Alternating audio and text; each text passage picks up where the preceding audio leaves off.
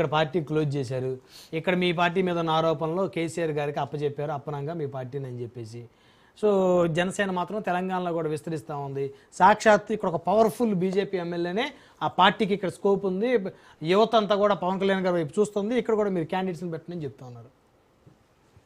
ముందుగా రాజ్ న్యూస్లో ఉన్నటువంటి ప్రేక్షకులకి, తర్వాత మీకు బ్రహ్మనాయుడు గారు, నాతో పాటు డిబేట్లో ఉన్నటువంటి సోదరులు రామ్ కుమార్ గారికి బీజేపీ అండ్ పురుషోత్తం రెడ్డి గారికి, మా గాదన్నకి నమస్కారం.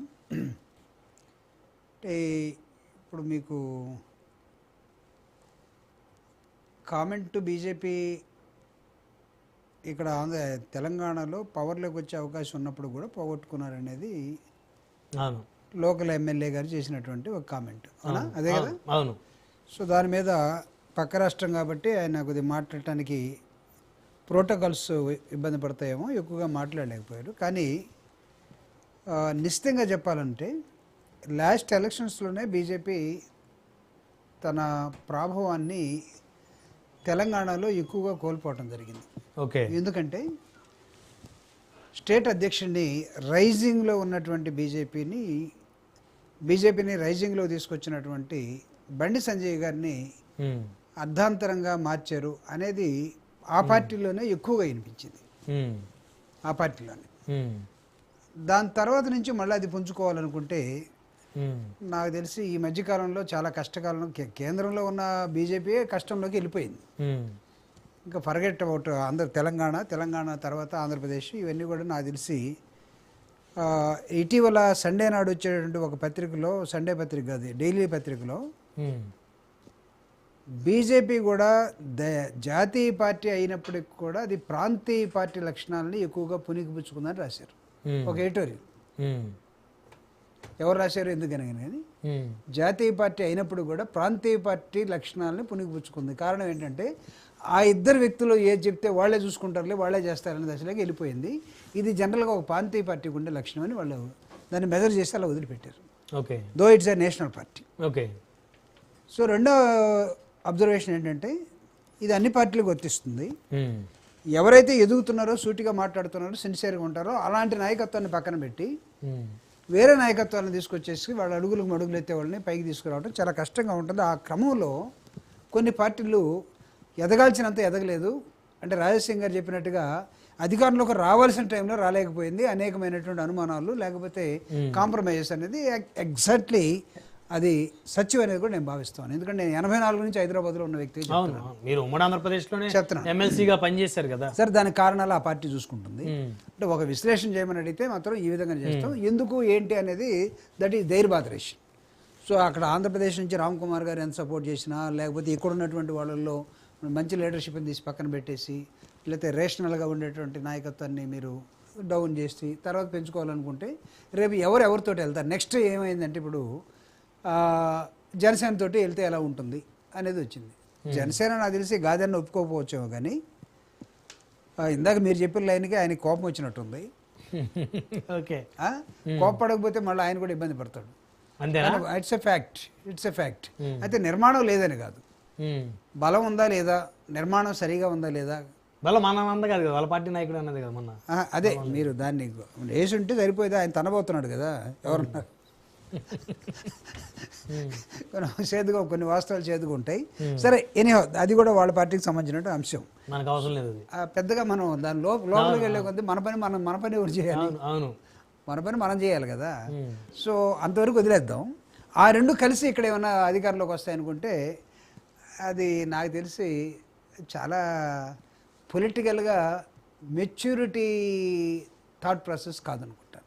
అంటే ఒక ఎమ్మెల్యే ఒక ఫైర్ బ్రాండ్ ఎమ్మెల్యే. ఎందుకంటే ఇక్కడ ఆల్రెడీ కాంగ్రెస్ పార్టీ తెలంగాణలో అధికారంలో ఉన్నటువంటి ఒక రాజకీయ పార్టీగా, జాతీయ పార్టీగా కాంగ్రెస్ పార్టీ ఉన్నది. 10 సంవత్సరాల తర్వాత దింపివేయబడ్డటువంటి బీఆర్ఎస్ పార్టీ అసలు లేదు అని అనుకుంటే పొరపాటు.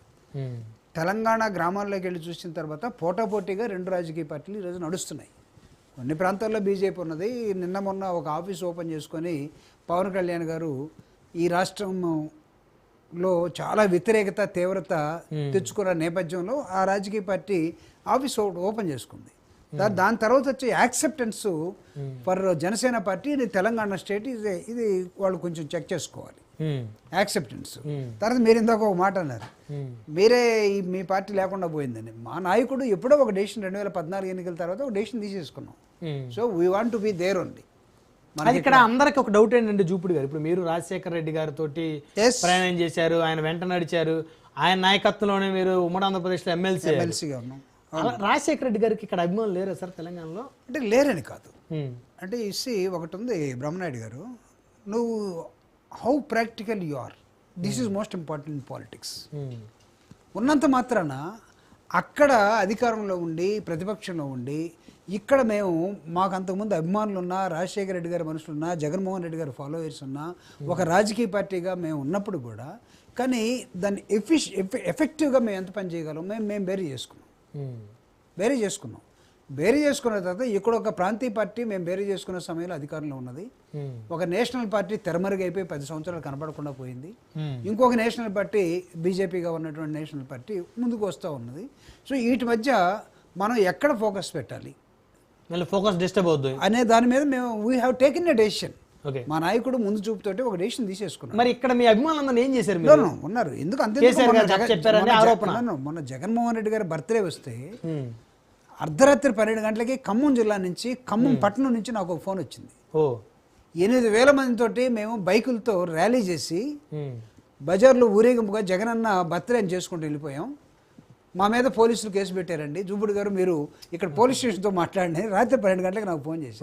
అభిమానులు లేరని కాదు, మరి వాళ్ళందరినీ ఏం చేస్తారు సార్? మీరు ఉంటారు ఎక్కడికి వాళ్ళందరికీ అన్యాయం చేసినట్టుగా జగన్మోహన్ రెడ్డి సి ఇక్కడ మేము మా లిమిటేషన్స్ని మేము సరిగా మా బార్డర్స్ని మేము చెక్ చేసుకోవాల్సిన అవసరం ఉంటుంది. ఏదో ఒక పార్టీగా నేషనల్ పార్టీగా ఉండాలి, లేకపోతే మాకు ఇక్కడ రిప్రజెంటేషన్ ఉండటం కోసం పనిచేయటం వేరు, మేము రియల్గా పనిచేయటం వేరు. కాబట్టి we have taken a decision. YSR Congress party take a decision, we have to establish in Andhra Pradesh. So తర్వాత మాకు ఇక్కడ అభిమానులు ఉన్నారా, లేకపోతే ఇక్కడ ఉన్నటువంటి చాలామంది స్నేహితులు ఉన్నారా, ఇవన్నీ కూడా it's a different issue. So మేము అక్కడే పని చేయదలుచుకున్నాం. ఇప్పుడు మీరు తీసుకొచ్చిన డిబేట్లో క్వశ్చన్ ఏంటంటే, బీజేపీ లేకపోతే జనసేన కలిస్తే ఇక్కడ అధికారంలోకి వస్తాయా, లేకపోతే ఇండిపెండెంట్గా బీజేపీ అధికారంలోకి వస్తుందా, వెయిట్ అండ్ సీ. లేకపోతే వీళ్ళిద్దరు కలిపి ఉన్న శక్తి ఎంత, ఓటింగ్ ప్యాటర్న్ ఎంత, శక్తి లేదంట. నేను అంటే ఇప్పుడు టూ ఎర్లీ కదా, డిబేట్ కోసం మనం మాట్లాడచ్చు. ఇప్పుడు మీకు ఓట్ బ్యాంక్ ఉంది. ఇప్పుడు ఇందాక మీరు చెప్పారు 8,000 మంది యువత ఖమ్మంలో జగన్మోహన్ రెడ్డి గారు బర్త్డే ర్యాలీ చేశారు. ఆ 8,000 మంది ఓట్లు ఎవరికి వేస్తున్నారు సార్? అంటే ఇక అది వాళ్ళ ఆ రోజు ఉన్నటువంటి వాళ్ళ వరకే వదిలేస్తున్నాం మేము. మీకు అక్కడ అవకాశం ఏముంది, మేము కూడా ఒక పార్టీ పెట్టి ఒక క్యాండిడేట్ని పెడితే ఆ 8,000 వస్తాయేమో, దానివల్ల ఉపయోగం ఏంటి? మేము అధికారంలోకి రాము కదా ఇక్కడ, అన్లెస్ అంటిల్ మేము పని చేస్తే తప్ప. మేము పని చేయలేనప్పుడు మా శక్తి సామర్థ్యాన్ని మేము అక్కడే పెట్టి ఉంచాలనుకునే కొంతకాలం మేము ఉన్నాం. అట్లా భవిష్యత్తులో ఏ నిర్ణయం తీసుకుంటామో తెలియదు, బట్ స్టిల్ ఈ రోజు వరకు మేము మా రాజకీయాలు అక్కడే అనేది ఒక డెసిషన్లోకి వచ్చున్నాం. కాబట్టి ఇప్పుడు అక్కడ ఇక్కడ 2 చోట్ల గంతులేసే వీళ్ళు జనసేన కానీ లేకపోతే నేషనల్ పార్టీగా ఉండి రీజనల్ పార్టీ లక్షణాలను పురుగుపుచ్చుకున్నటువంటి వాళ్ళిద్దరే చూసుకుంటారులే. మామూలుగా కుటుంబ పరిపాలన మీద, కుటుంబ నాయకత్వాల మీద పైకి రెయ్యని ఎగిరే రాజకీయ పార్టీలు కూడా ఆ దశలోకి వెళ్ళిపోతున్న నేపథ్యంలో ఇప్పుడు వాళ్ళ పార్టీ వాళ్ళు ఎలా చూసుకుంటారు అనేది వాళ్ళకి వదిలేస్తాం మేము. We are not here to comment on those people, but one thing we have to tell, రాజకీయాన్ని చాలా నిశ్చితంగా పరిశీలించినప్పుడు రాబోయే పరిణామాలు ఒక రాజకీయ పార్టీకి ఉండాల్సినటువంటి కన్స్ట్రక్టివ్నెస్ ఉందా లేదా, లేకపోతే వీళ్ళకు ఉన్నటువంటి వాళ్ళ ఇంటిగ్రిటీ లేకపోతే ఓపెన్నెస్, ఇవన్నీ కూడా ఆయా రాజకీయ పార్టీలు పరిపక్వత దశలో ఉన్నాయా లేదా, అధికారానికి రియల్గా వచ్చే స్టేజ్లో ఉన్నాయా లేదా, ఇవన్నీ మెజర్ చేయలేనప్పుడు ఇప్పుడు నాకున్న పరిస్థితి నన్ను చెప్పమంటే, ఒక విశ్లేషకుడుగా నన్ను చెప్పమంటే, బీజేపీకి ఆ స్థాయి లేదు, జనసేనకి ఆ స్థాయి లేదు, ఇద్దరు కలిసినా ఆంధ్రప్రదేశ్ తెలంగాణలో ఆ స్థాయి లేదు. రైట్.